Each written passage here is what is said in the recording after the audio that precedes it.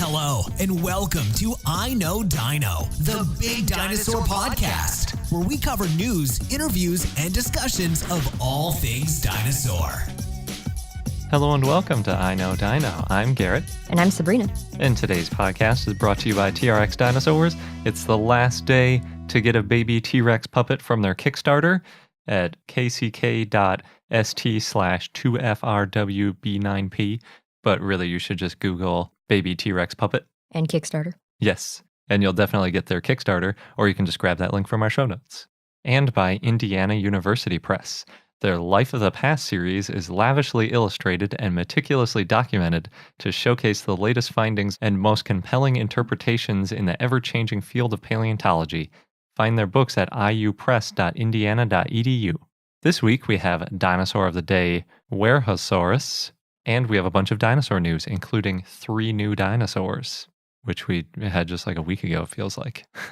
Yeah, something about the end of the year. They're really jamming them in, trying to make writing a book difficult. And of course, we want to thank some of our patrons. And this week, we'd like to thank Wyatt, the Georges family, John Heck, Janice, Ranger Chris from Dino for Hire, Ray, Oliver E., Andrew and Helena Webb, Callum, Ricky, and William. And William just joined, so thank you so much. Yeah, and thanks to everybody for all your support. We really appreciate it. You can check out our page at patreon.com/iknowdino if you want to join this group of amazing people and see what kind of rewards we have. Yeah, and right now we're thinking of making some changes. We like to make changes at the beginning of the year based on your feedback. And we have our survey up right now. It's bit.ly/IKD, lowercase survey 2018. Link is also in our show notes. And we changed a lot of things this year based on the survey last year. We made another audiobook. We decided to keep making more ebooks. We also left the mix of science-heavy and more fluffy pieces about the same in our podcast. We also try to have an interview at least every other episode because most people like dinosaur interviews, we found out. And possibly more importantly, there were a lot of other things we were thinking about branching out into that people weren't interested in for the most part. So we decided not to do that. And we're still working on making new intro music and more videos, which were things that have been requested. So this year we want to know what kinds of videos specifically you'd like to see. So we have some different options, and you can also fill in other things if you have ideas that aren't in our list, as well as what type of Patreon rewards you would like. We are hoping to do a Discord server, meaning that we'll have a little bit more direct contact with all of our patrons, as well as potentially a monthly YouTube hangout for our patrons. So we want to see what you guys think about that before we just jump into it, because there's no sense in doing it if you guys don't want it.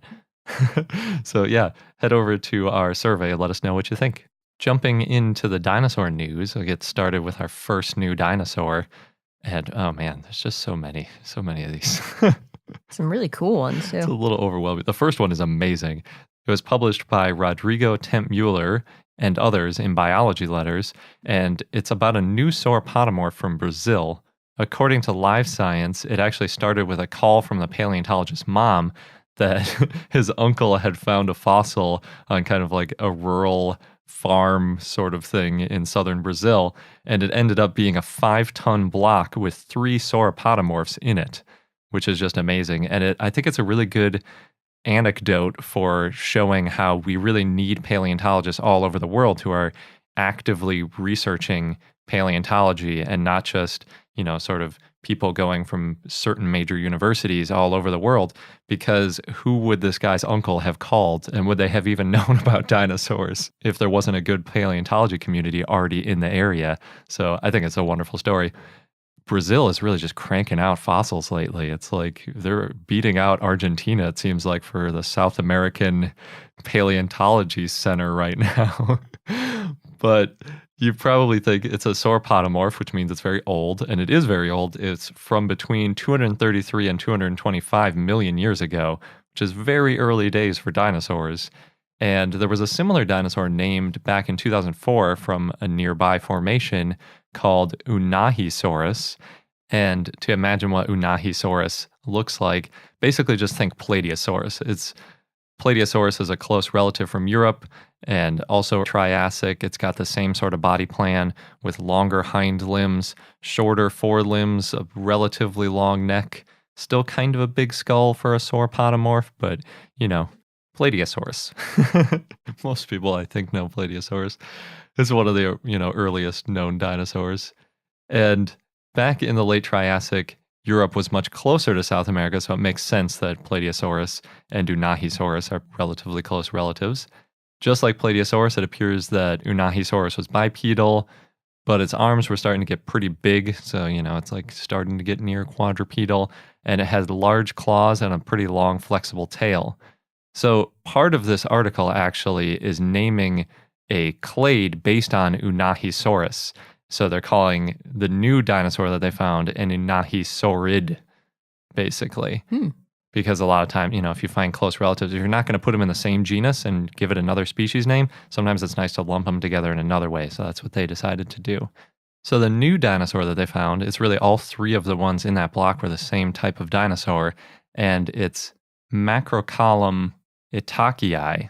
And macrocollum combines macro, which is Latin for long, with column, which means neck. So it literally means long neck. Nice.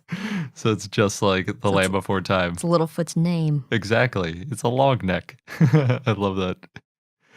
And then itachii comes from Mr. Jose Herendino Machado Itaqui, who helped found CAPPA UFSM, which is the Paleontological Research Center at the University of Santa Maria in southern Brazil, close by where this was found. So again, like if this guy hadn't founded that relatively recently, we wouldn't have a good group of paleontologists in the area looking for dinosaurs. So definitely a good person to name it after. The Macrocollum holotype, because even though there's 3 dinosaurs in there, they have to pick one specific individual as the holotype. The other 2 become paratypes, which are not the official dinosaur per se. But the Macrocollum holotype is a nearly complete skeleton. Makes sense. Yeah, they basically just picked the most complete one. The main thing missing is one leg, it looked like, but it has pretty much the whole rest of it. It's got all the ribs, it's got the skull, it's got the neck, tail, back, arms, all that good stuff, and, another complete leg. Pretty amazing, especially for one of these early Triassic ones. It's really important so we can look at all these little details that were sort of established at the time and try to piece together how these early dinosaurs were evolving. Then they, like I said, referred the other 2 skeletons that were in this huge block to the same species. One of those is also nearly complete and only partially articulated. So the holotype is pretty much fully articulated. So the tail just lines up with the back and the neck and the head and everything just the way it probably did when it was alive. Whereas the second one, it's like a little bit more scattered. And then the third one is missing the head and the tail, but the rest of it is articulated. But that would still be an amazing find. A lot of times in South America with these sauropods, we find like a femur and then we name a new species based on it. This time they found 3, essentially really great finds, including 2 skulls, which is just crazy. We miss those all the time. So pretty awesome. The authors say it weighed about 220 pounds or 100 kilograms and was about 3.3 meters or 11 feet long. Not that big, Well, it's a sauropodomorph. It's early days. They hadn't grown too much yet, yeah.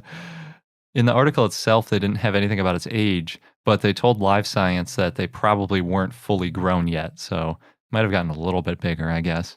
Compared to its closest relatives, it looks like its head is shrinking, its hind limbs look like they're losing a little bit of their ability to run quickly, and the neck is much longer. It's about twice as long as some of its close relatives, as well as the teeth are changing a little bit.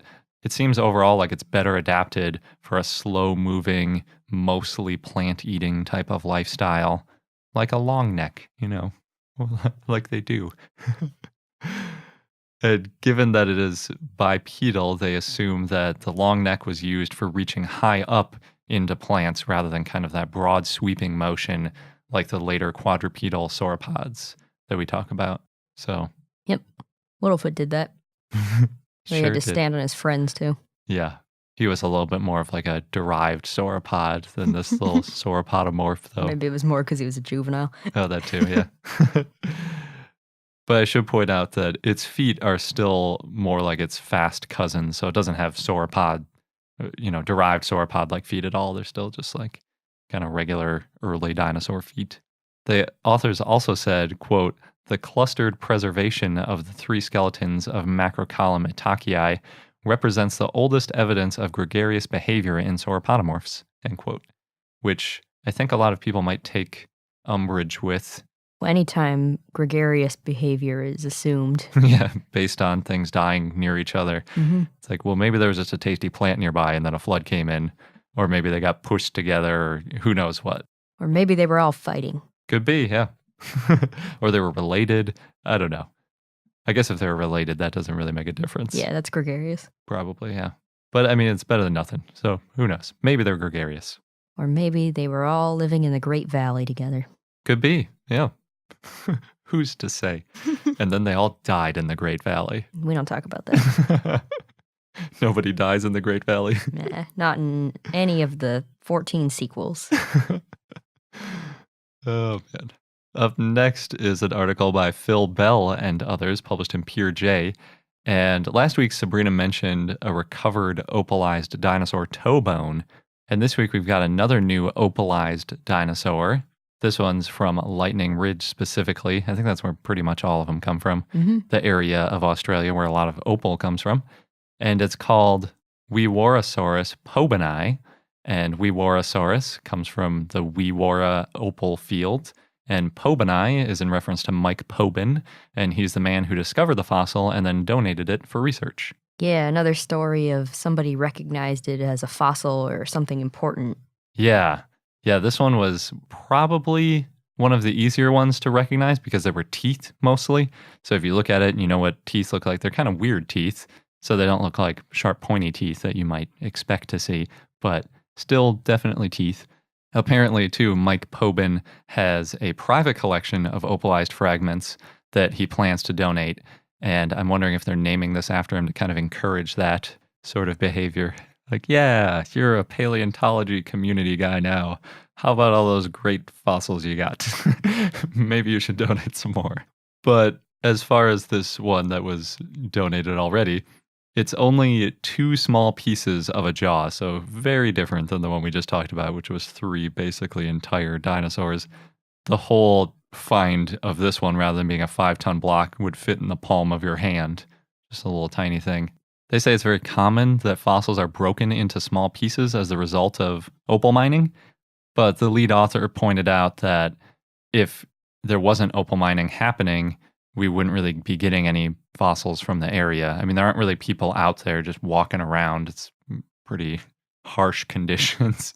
Yeah, it's like a lot of the construction sites that end up, you find fossils. If there was no construction, wouldn't have found them. Yeah. So I know it's kind of a common debate of whether or not there should be construction and mining happening in areas where there's a lot of fossil material because they do get damaged during the process. But then, yeah, there's this positive side to it where it's like, well, they're actually more likely to find it as well. So it just kind of depends on where you fit on the issue. The way he found this fossil is kind of crazy. So Pobin bought a bag of rough opals, I guess is the term for it, from some opal miners. And then he was looking through it and he was like, oh, look at that. I got a jaw. And so he called Bell, and Bell looked at it and was just like really excited about it because we don't have a lot of good diagnostic material from the area. And it's clearly opalized. There's actually some blue-green opal to it, even though overall it's mostly white. So you don't really notice it at first when you look at it. Although even it being white is kind of unusual for a fossil. And the opal actually helped with describing the fossil too, because like I mentioned, it's broken into 2 pieces and there's kind of a middle section that's missing. So you have the very front and the end, like the back of the dentary or the jaw. And the piece that's missing makes it hard to tell if it's from the same individual because they don't just fit neatly together. But there's actually these streaks of opal that go in parallel to the fossil, and they line up perfectly with the front and the back. So you can see this sort of line that formed while the fossil was together. And, so we know that actually that middle piece was probably there and then just got lost. But at least we know that they came from the same individual. The dentary has several teeth in it, and they all look kind of like clamshells to me. It's kind of what I always think when I see this type of tooth with very pronounced ridges on it. We sometimes call them leaf-shaped teeth. Usually the interpretation is that they were in the mouth of a herbivore, specifically an ornithopod. And all of the identification, because they actually named the new species and genus based on this, Weewarrasaurus, was done based on just these two tiny pieces and kind of the shape of the jaw, as well as some details in the teeth. And they think, based on just those details, that it's likely a non-iguanodontian ornithopod. So an ornithopod that isn't an iguanodontian, basically. Not that specific, but, it's something. There's also some really interesting paleo art that was done by James Couther, and it reminds me of meerkats, really. They're all standing sort of nearly upright with cute little hands and friendly-looking faces. Do they look on high alert? I think so. There's like one that's perched up in the front in like the foreground of the art. Lookout. Yeah, exactly. And then the other ones are kind of like down on hands and feet. So I think it's a pretty nice piece of paleo art.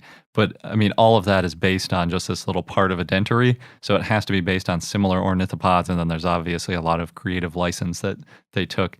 They're depicted with beaks, which is likely because, a lot of ornithopods had beaks. But that makes it a little bit less meerkat-like in my analogy. Well, they're also not mammals. Yeah, that's true. But they could have behaved like mammals. We don't know. True. The authors also say it supports a, quote, general abundance of small-bodied basal ornithopods in early to mid-Cretaceous high-latitude localities of southeastern Australia, end quote. And again, high latitudes just kind of means near the poles because Australia hasn't moved all that much. And there's been at least 10 unnamed ornithopod fossils from the area, but they're all even more fragmentary, so we can't name them anything. A lot of times they're just like isolated teeth or really small pieces of bone. Now that it's been researched, it's now in the Australian Opal Center collection, which I think Sabrina mentioned last week, and that's right in Lightning Ridge, which is pretty awesome, so it's right by where it was found. Really cool. Yeah, I love hearing about the opalized fossils. Yeah, that's such a cool thing. Opal is one of my favorite stones in general, and the fact that you can combine that with a dinosaur bone is amazing. Maybe Mike Pobin will donate some more of his fossils. And last but not least, in our list of new dinosaurs this week, we've got an article by Vladimir Efimov from Biological Communications, and this one's also based on a relatively small fragmentary fossil, although it's from a titanosaur, so the fragments are literally much larger, but in terms of the portion of the animal, not so much. So they named the dinosaur Volgatitan Simburskiensis, and as the title calls it, it's, quote, the oldest titanosaurian sauropod of the northern hemisphere, end quote. All right, good day for sauropods and sauropodomorphs. It is, in both the northern and southern hemispheres. Well, they were everywhere. That's true. This one's from the early Cretaceous. It's around 132 million years ago, which obviously is pretty old for a titanosaur. But, give or take a few million years because they can't be exactly sure when it's from. It's known from 7 tail vertebrae, which were originally found in 1982, and that's it. So it's just these 7 vertebrae. And I think that might be why it didn't get named for quite a while, because it doesn't have this large, impressive, articulated skeleton. It's just a couple vertebrae. It's named Volgatitan because it was a titanosaur, so you get the titan part, and then it was found right next to the Volga River. So there you go, Volgatitan. And then Simburskiensis is after Simbirsk, which is the former name of Ulyanovsk, which is the current name of the city in Russia, near where it was found. And there is maybe the most incredible amount of jargon I've ever seen in an abstract in this paper. My favorite was that the vertebrae are, quote, strongly procoelous, which I had to look up because I don't know what procoelous is. But basically it means that round disc part of the vertebra is curved deeply inward on the front side and then kind of bulges out on the back side. So it's a little more rounded, basically. It's quite the word. Procoelous? Mm-hmm. Yeah, it's an interesting one. And on these vertebrae, they are just like the bulge on the side of the centrum is just massive. It looks almost like Bullet Bill or something from Mario. You know how he's got that huge rounded body? It looks like a big like mortar shell or something. That's almost what these vertebrae look like. They're so bulbous on the backside of them. So they use that detail and some other details to determine that it's a lithostratian titanosaur. And that's a first for European dinosaurs, so that's pretty cool. And yeah, even though it's in Russia, It is in Europe. It's in the part of Russia that's in Europe. And as an aside, there have been quite a few other recent titanosaur discoveries in Russia, but they were mostly, if not all, very far away, about 2,000 or more miles to the east. So in any normal-sized country, it would be in a different country. But in like Russia or the US, you can go that far and still be in the same country. Probably Australia, too. The vertebrae were fully fused, indicating that it was an adult.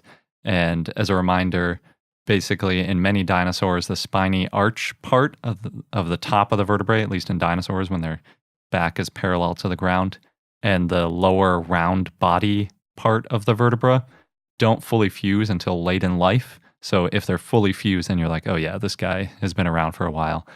And based on the size of these vertebrae, they think that it weighed about 17.3 tons, which is really specific given that they didn't find any limb bones. So I would take that estimate with a grain of salt, but you could safely say that it's not on the huge side of titanosaurs. It's one of the smaller ones, although quite a bit bigger than that macrocollum that we were talking about earlier. General mark of a titanosaur. True. And like I alluded to earlier, it appears closely related to South American titanosaurs from the late Cretaceous, which is another piece of evidence that sauropods were solid world travelers pretty far into the Cretaceous. So they got around. It's part of their charm. And before we continue with the news, because we have a lot of news today, we're going to take a word from our sponsor, TRX Dinosaurs. And really, you got to buy this T-Rex puppet today if you want to get it, because their Kickstarter ends tomorrow at 11:29 a.m. Pacific. That's on Thursday, which is just after midnight tonight in Europe.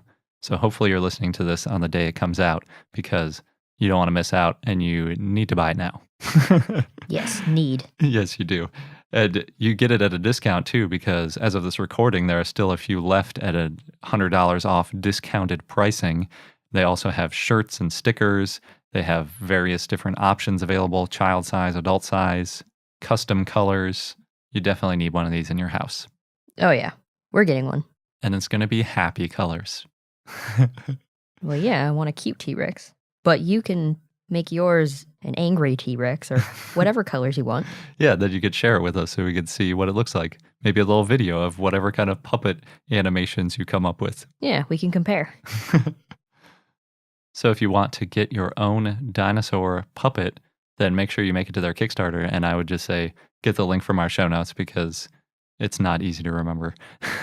Or Google Kickstarter.com baby T-Rex puppet, or search on Kickstarter for TRX Dinosaurs. Yep. Or if you're following them on Instagram at TRX Dinosaurs, you can get the link there too. Mm-hmm. And see more pictures. So back to our new dinosaur discoveries. Jigme O'Connor is already an author on another paper that's getting a lot of press. I mean, it's been a couple months, so what took her so long? She did say research is her specialty. Yeah, I think she's been on 4 or 5 papers since SVP. This is the first one where she's the lead author, but still, she probably did a lot of work on those too. This one was published in Nature Communications, and it's all about medullary bone in a new dinosaur. So they found a new bone in the Jiufotang Formation, which is part of the Zhaojue biota, which we've talked about quite a bit in the past. And usually in the Zhaojue biota, they're pretty crushed. And that sometimes leads to some really excellent feather preservation because it's kind of squished like a lithograph, or like if you're ever doing that flower pressing kind of thing, sort of what they end up looking like. But unfortunately, that means that you lose most of the sort of articulated 3D information about the dinosaur because everything just gets smashed totally flat and you can't really tell a lot of these details. And you can't do measurements across the bone for depth and things like that very easily. This time, though, they found a very nicely preserved hind limb from an enantiornithine bird dinosaur hybrid, like all enantiornithines. They didn't give it a specific name. I don't think they could tell based on just this leg which dinosaur specifically it was. But given that it was preserved in such a good fashion, it's kind of from like the tip of the claws up through the top of the leg, so all the way up through the femur. They decided that they could slice out a chunk of it and do some further analysis on it. So they ended up taking out a pretty big chunk from the middle of the femur, probably like 10 to 20% of it, pretty large piece. And they photographed it with polarized light and also micro CT scanned it. And it really paid off because they got a really nice image of what they think is medullary bone. And as a quick reminder, medullary bone builds up, especially in the femur of female birds. So it happens during the egg-laying cycle as a sort of temporary storage of calcium so that when they're forming that last calcium-rich hard shell layer on the outside of the egg, they can quickly transition this medullary bone that they have all over their body, especially in the femur, into that eggshell. So it's like temporary storage. Yeah, and it's one of the only ways to know for sure if a dinosaur was female. Yeah, pretty much. Because otherwise, we don't know which ones were bigger. If you could find one with like an egg still inside it, which has happened a couple times, then you know it was probably female. Probably. I mean, unless the egg ended up on top of it somehow, like it was a male roosting on top of one of them or something. But yeah, it's about as good as you can do. Find a medullary bone. And interestingly, birds have medullary bone, but crocodilians do not. So they think that medullary bone probably evolved in dinosaurs sometime in the Mesozoic because, crocodilians are very closely related to birds. So if they don't have it, the simplest answer is that it just evolved during dinosaur evolution because we've seen it in other dinosaurs before too. One of the coolest things about this one, though, is that it's more evidence that medullary bone evolved outside the crown lineage. So basically, the crown lineage is the group of dinosaurs that eventually turned into birds and includes all modern birds. So if medullary bone evolved sometime during that path, we would still see that sort of distinction where crocodiles don't have it and modern birds all do. If we're trying to nail down exactly when in dinosaurs medullary bone evolved, it's helpful to find these little spots that aren't in that crown lineage to see whether or not they have medullary bone. And since we don't think that enantiornithines evolved into modern birds, they went extinct at the end of the Mesozoic, then the fact that they had medullary bone means that some common ancestor to crown birds, modern birds, and enantiornithines must have been the ones to evolve medullary bone, unless it evolved multiple places at once, but we don't see it in any other animal, so that seems less likely. And I should mention, too, that medullary bone or something similar has been seen in ornithopods and Allosaurus as well, or at least been proposed to be there. And the reason that I keep couching this with like proposed and they believe and all this kind of stuff is because they acknowledge that medullary bone looks a lot like several other types of bone that can sort of fill in bones. But they do propose some specific details like collagen fiber orientation and a distinct separation from other bone to try and distinguish medullary bone from other bone that can fill in these cavities. And I think with this paper and some other recent papers that most paleontologists now support that bone like this is probably medullary bone. Sabrina and I both saw Mary Schweitzer lead a symposium at SVP a year or two ago with lots of talks on the subject. But there have been several published papers that point out a lot of confounding factors, like other types of bone that might conflict with this. And one of the biggest things is that large birds, including ratites like ostriches, don't have a great division between their medullary bone and their regular bone. It looks a lot more similar. And that could be a big problem when we start to try to trace this back to the origin of medullary bone into these earlier, larger dinosaurs. Because then that division between medullary bone and regular bone gets kind of soft and fuzzy. So we need to do some more research on that and try to figure out if there's some other way we can tell a difference. Makes sense. In other news, going back to Garrett's point about construction and mines and how that can lead to fossils, there was a bunch of dinosaur footprints that were found in Zhaojue County in Sichuan Province in China at a copper mine. So the mine is stopping operations for now after the footprints were exposed. And this happened after a mining blast. And the footprints have been found in 3 areas covering more than 10,000 square meters, and one is actually a cliff wall of footprints. Oh, nice. I love it when they're on a wall. Yeah. And one of the sites had footprints with 2, 3, 4, and 5 toes. Wow. Quite a range. Yeah, so you've got, I don't even know what all of those would be. Probably a dromaeosaur, a theropod, or an ornithopod. A lot of things had 3 toes. 4 toes. I know therizinosaurs had that. 5 toes could be sauropods. Maybe ankylosaurs. Could be. I know nothing about the size of the footprints. Yeah, that would help. And the shape of the toes. Yeah. They might not all be dinosaurs, too. Yeah, could be other kinds of prehistoric animals. I guess they existed. I guess. They definitely did. At the Royal Ontario Museum, Zuul went on display on December 15th, and they have a lot of really cool events for it. So on January 29th, if anyone's going to the ROM in the next month, either January or February, because they have a bunch of events. So January 29th from 7 to 8 p.m., there's going to be Dinosaur Fight Club, where Tom Holtz and Victoria Arbor talk about the coevolution of tyrannosaurs and ankylosaurs. That'd be really fun to see. Yeah, we talked to Victoria a bit about that at SVP when they were still planning. Mm-hmm. And then on January 31st from 11 a.m. to 1:15 p.m., that's ROM Daytime, Unearthing a Giant, The Making of Zuul with Peter May. So that would be really interesting, hear about the whole process. Yeah. Flipping that giant piece of rock. Condense like a year or two of this preparation work down into a 2-hour talk would be really cool to see. Yeah. And then on February 24th from 10:30 a.m. to 3:30 p.m. is ROM U, Apatosaurus to Zuul, an introduction to plant-eating dinosaurs. Sounds a little bit like a book. Those are all in increasing length. So you got a 1-hour thing in January. Mm-hmm. Then you got a 2-hour thing a couple days later. And then in February, you've got, 5 hours? I think each interaction with Zuul leaves you wanting more. That's what they're going for. It could be. In other museum news, Love in the Time of Chasmosaurs reported on the new murals that are going up at the Field Museum in Chicago.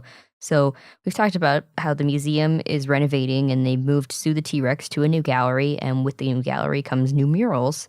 And on social media, the museum posted photos of the murals, but apparently a lot of the dinosaurs and other prehistoric animals were copied from other artists. Oops. This includes the Ankylosaurus, which was designed by Saurian, the Quetzalcoatlus, not a dinosaur, but still, designed by Roel Martin and based on Paul McCready's model, which is now outdated.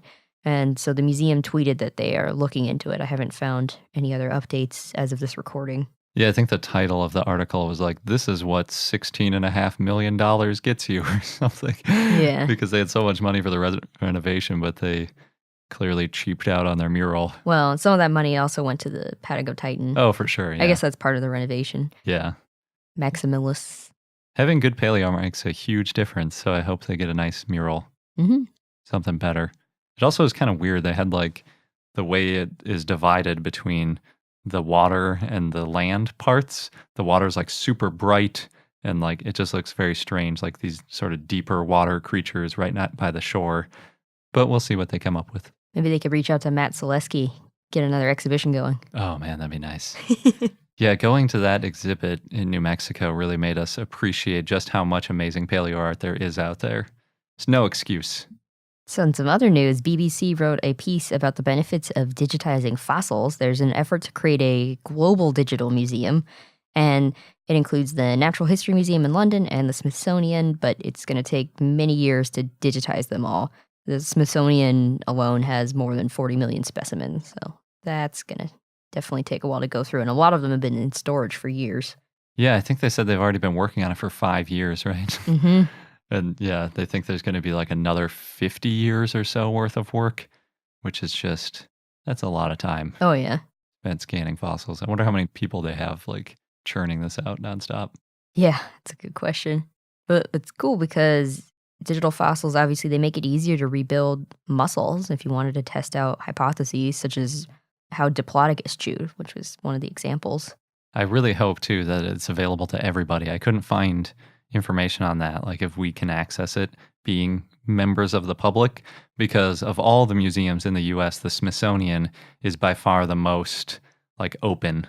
You can go into any of the museums for free. It's very much like a national sort of patriotic organization, I guess. So, you know, they call it like the nation's T-Rex, like everything's supposed to belong to everybody. So hopefully these digital models will be included in that and we can print out all sorts of cool dinosaur stuff. Find out in 50 years. Well, they already scanned the Diplodocus. Oh, true. That might already be available. I just got to do some digging. Or if you know how to get it, let us know. Yeah, it's already been dug up. There's nothing to dig for.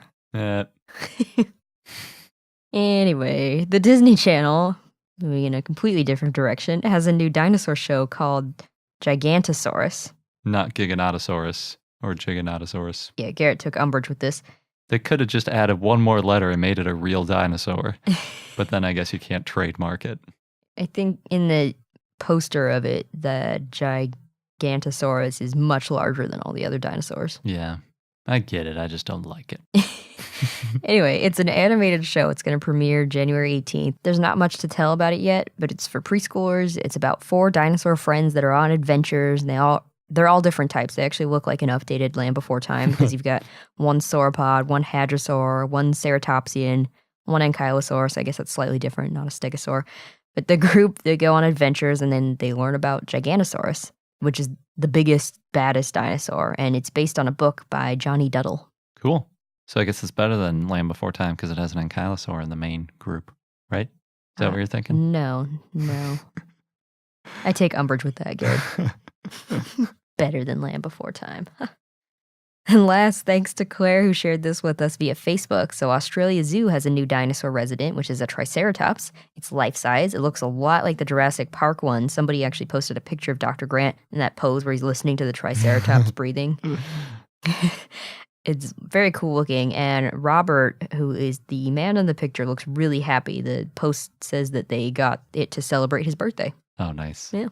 And before we get into our dinosaur of the day, we want to, again, mention a great book by Indiana University Press, one of our sponsors for this episode.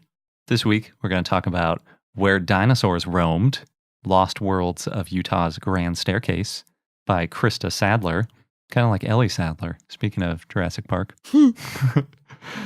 The synopsis is the Grand Staircase region located in southern Utah is highly regarded as one of the best places in the world to study the period near the end of the Age of Dinosaurs, a time called the Late Cretaceous. In a relatively short period, geologically speaking, of about 25 million years, southern Utah was at times covered with an ocean teeming with life, swampy shorelines, and massive rivers draining a huge mountain range in the west. This diversity of plant and animal life has led to incredible fossil discoveries in the late Cretaceous rocks that have become a critical piece in a puzzle that stretches from Alaska to Mexico. Sounds like a really good book. It's a pretty big one, too. It's like almost a foot by a foot, like coffee table book size. And it's color illustrated. It's got maps and graphs, all sorts of good stuff. So if you want to pick up Where Dinosaurs Roamed, Lost Worlds of Utah's Grand Staircase, or any of IU Press's other books, then head over to iupress.indiana.edu. And now onto our dinosaur of the day, Wuerhosaurus, which was a request from Tennyson via Patreon, so thank you. It was a stegosaurid that lived in the early Cretaceous in what is now China and Mongolia, and it's one of the last stegosaurs. Most stegosaurs were from the Jurassic period.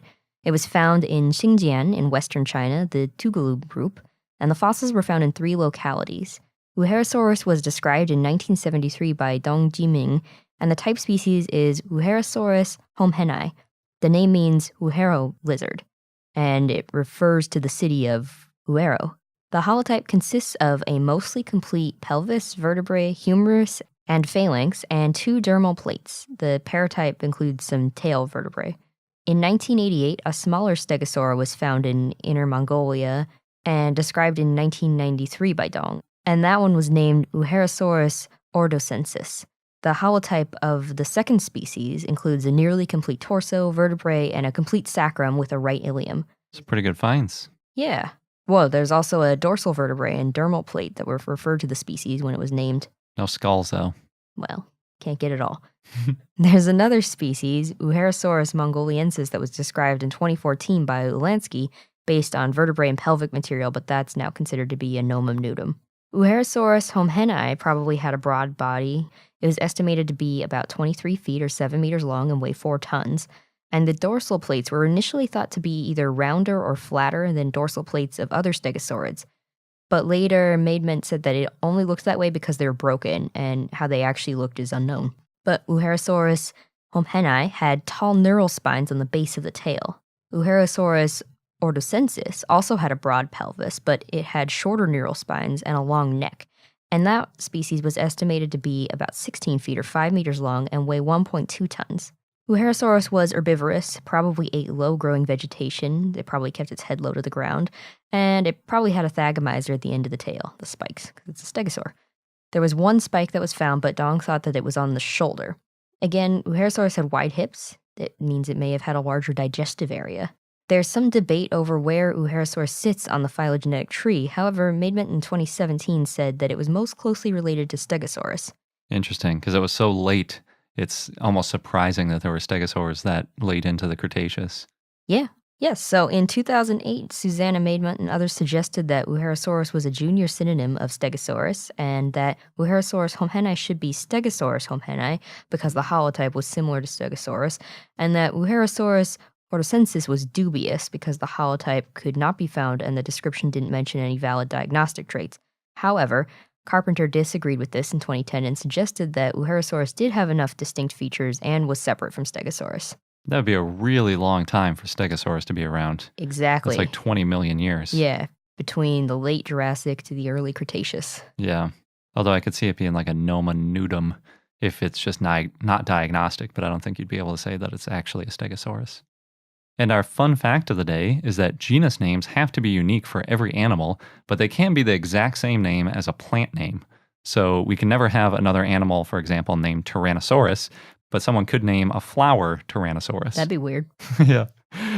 Fortunately, the IRMNG, or the Interim Register of Marine and Non-Marine Genera, has been working on a list of all duplicate genera for at least 12 years. They've collected over 1 million names, but they still have a ton of work to do because there are way more. For example, I searched for E Chi, the really cool bat-ish dinosaur, and they didn't have that one in the list of genera. According to IRMNG, about 1 in 7 names is a duplicate, and the name Wagneria is the most redundant they have found so far. It has been used 14 times, 12 times in zoology and 2 times in botany, but there are no dinosaurs in there.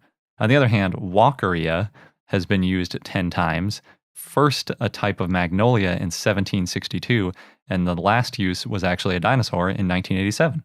Obviously, by the time the dinosaur was named, Walkeria was already used by at least one animal, one officially. So the dinosaur was renamed Walkeria, you may have heard of it, after they realized that Walkeria was preoccupied. And since it was named after Alec Walker, they just kind of, rather than making it Walkeria, stuck that Al part on there, so it still works. It's actually a really cool dinosaur, Walkeria. It's from the very early days of dinosaurs, about 228 million years ago, in the Triassic of India, and we're still really not sure where it fits. Some people call it a basal saurischian, which is about as vague as it gets. Other people have called it a herrerasaurid, but that's less certain. In case you're wondering, the only current valid animal genus for Walkeria, because there can only be one, is for a bryozoan, also known as a moss animal, named in 1823. It's an invertebrate, which is way out of our wheelhouse, but it looks like they are essentially microscopic aquatic filter feeders that eat plankton. Very different than a dinosaur or a magnolia. But, you can name any genus anything you want, so there doesn't have to be any consistent logic to them. And even weirder, none of the 3 proposed plant Walkerias have been accepted, so there is no plant Walkeria, even though it's been proposed 3 times. And that wraps up this episode of I Know Dino. Thanks for listening. Don't forget to take our survey, get your voice heard, and don't forget to also subscribe to us so that you don't miss out on any new episodes. You can also check out our Patreon page at patreon.com/iknowdino for cool rewards. Thanks for listening, and until next time. Thank you for listening to I Know Dino. If you have any questions or comments about dinosaurs, we'd like to hear from you at plesiosaur@iknowdino.com. And for more information on dinosaurs, go to iknowdino.com or follow us on Google, Facebook, Tumblr, or Twitter at I Know Dino.